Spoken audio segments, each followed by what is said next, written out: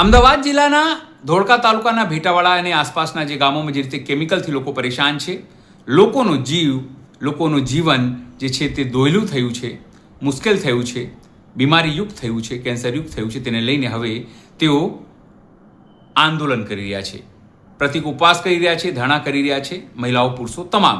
તેમની એક જ માંગ છે કે જ્યાર સુધી આ તમામ કેમિકલયુક્ત પાણી બંધ નહીં થાય, તેમને એશ્યોરન્સ નહીં આપવામાં આવે કે આ કેમિકલયુક્ત પાણી તેમના ગામમાં નહીં આવે, કારણ કે ગુલાબની ખેતી, ફૂલોની ખેતી બરબાદ થઈ છે, ત્યાં સુધી તેઓ આ આંદોલન સમેટવાના નથી. અને જેને પણ વાત કરી હોય તે તમામ જે છે છાવણીમાં આવે.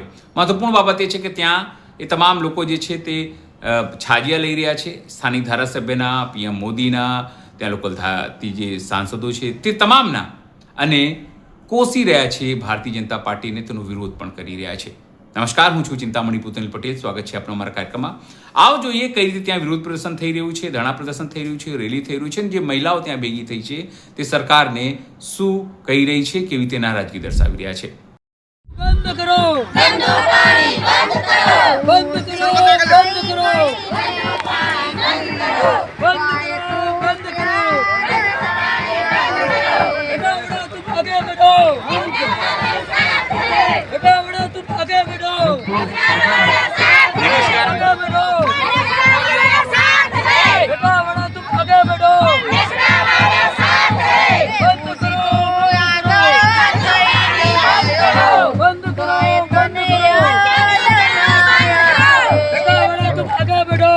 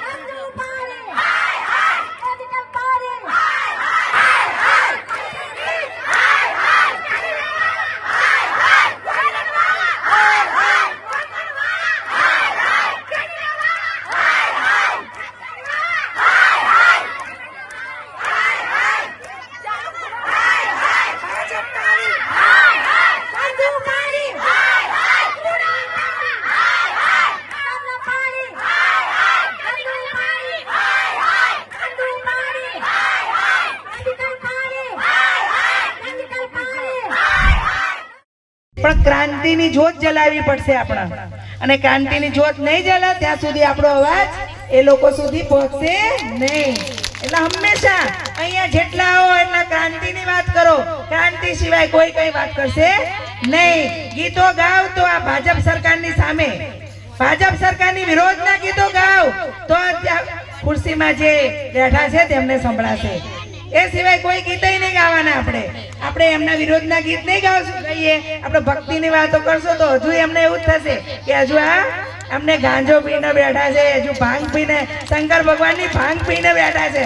એટલે એ લોકો જાગૃત નથી એવું સમજો. એમનો એવો મેસેજ જશે, આપણા વિડીયો વાયરલ થતા હોય, એ લોકો જોતા હોય, પણ એમને આજે નહીં તો કાલે અહીંયા આવવું પડશે.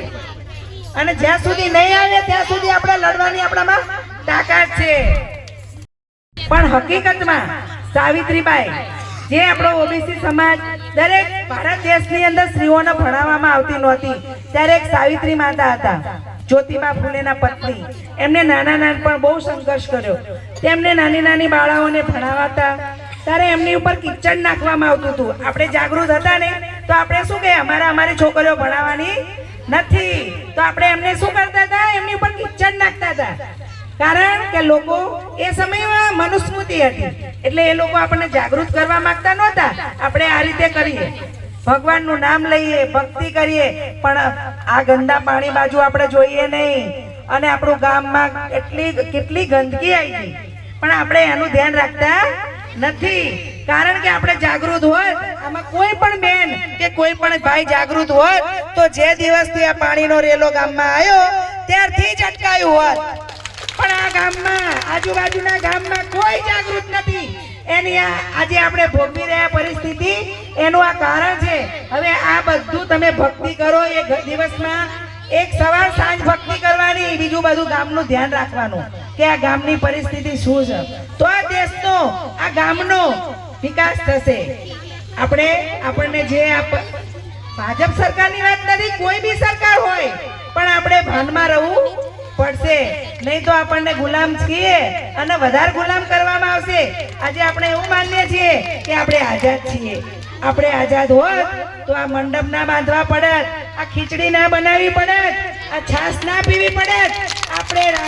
આપણે જે અન્ન આપણે ખેડૂત છીએ, આપણે આ અન્ન પકવીએ છીએ, આપણે એ અન્નનો આપણે ભાવ પણ નહીં કરી શકતા. જ્યારે તમે પીઠામાં જશો ટ્રેક્ટર ભરીને, ત્યારે અન્ન આમ મૂઠ ભરીને લેશે અને આમ ફેંકશે અને એનો ભાવ નક્કી થઈ જશે, પણ એને ખબર નથી કે કેમનો એ પાક્યું છે. એટલે આપણે ગુલામ છીએ.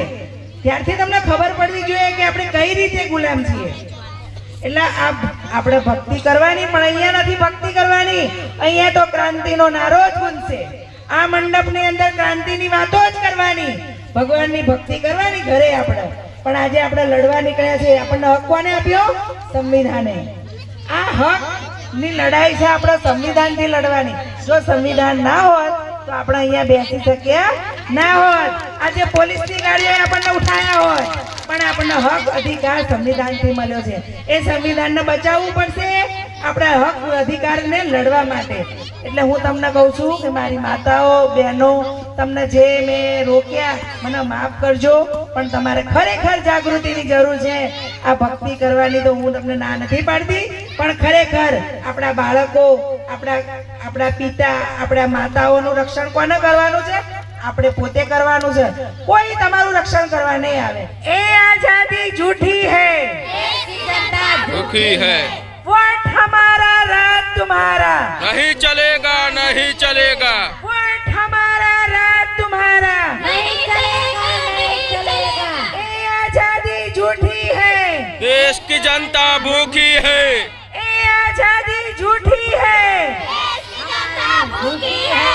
इंकलाबो इंकलाबो इंकलाब, जिंदाबाद, जिंदाबाद, जिंदाबाद, इंकलाबो इंकलाबो इंकलाब, जिंदाबाद, जिंदाबाद, जिंदाबाद। जब तक सूरज चांद रहेगा, संविधान का राज रहेगा, जब तक सूरज चांद रहेगा, संविधान का राज रहेगा, हम हमारा हक मांगते, नहीं किसी से भीख मांगते, हम हमारा हक मांगते, नहीं किसी से भीख मांगते। जय जवान, जय किसान, जय जवान, जय किसान। वोट हमारा राज तुम्हारा, नहीं चलेगा, नहीं चलेगा, वोट हमारा राज तुम्हारा, नहीं चलेगा, नहीं चलेगा। ए आजादी झूठी है, देश की जनता भूखी है, ए आजादी झूठी है, देश की जनता भूखी है। इंकलाबो इंकलाबो इंकलाब। जिंदाबाद, जिंदाबाद, जिंदाबाद।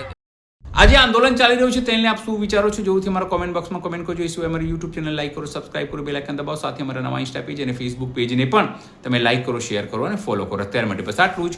નમસ્કાર.